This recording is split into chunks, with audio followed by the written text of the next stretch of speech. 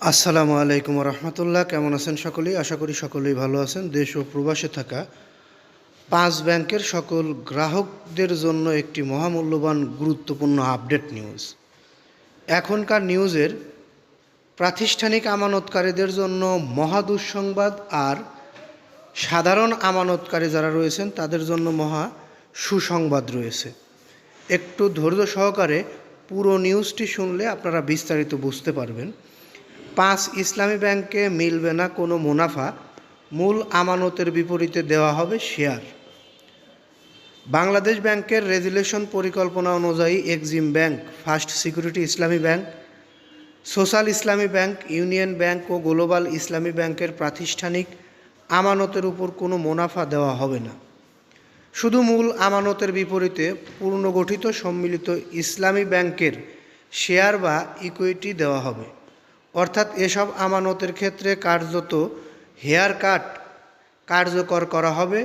তবে ব্যক্তি পর্যায়ের আমানতকারীদের জন্য রয়েছে স্বস্তির খবর।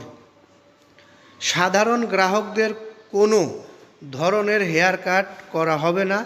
তারা তাদের মূল আমানতের পাশাপাশি প্রাপ্য মুনাফাও পাবে। ফলে প্রায় ৭৬ লাখ ক্ষুদ্র ও মাঝারি আমানতকারী রেজুলেশন প্রক্রিয়ার আর্থিক ক্ষতির মুখে পড়বে না। বাংলাদেশ ব্যাংকের এক দায়িত্বশীল সূত্র এ তথ্য জানিয়েছে।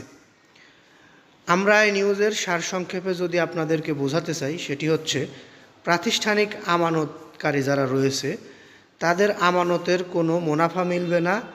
তারা এই সদ্য গঠিত সম্মিলিত ইসলামী ব্যাংকের শেয়ার পাবে আমানতের বিপরীতে। আর যারা সাধারণ গ্রাহক রয়েছে তাদের আমানতের বিপরীতে হেয়ার কাট করা হবে না। এর আগে যে বলা হয়েছিল হেয়ার কাট করা হয়েছে বা হবে, সেটি বাতিল করে এখন সাধারণ আমানতকারীদের আর কোনো হেয়ার কাট করা হবে না। তারা তাদের মূল আমানত তো ফেরত পাবেই এবং তারা মুনাফাও ফেরত পাবে।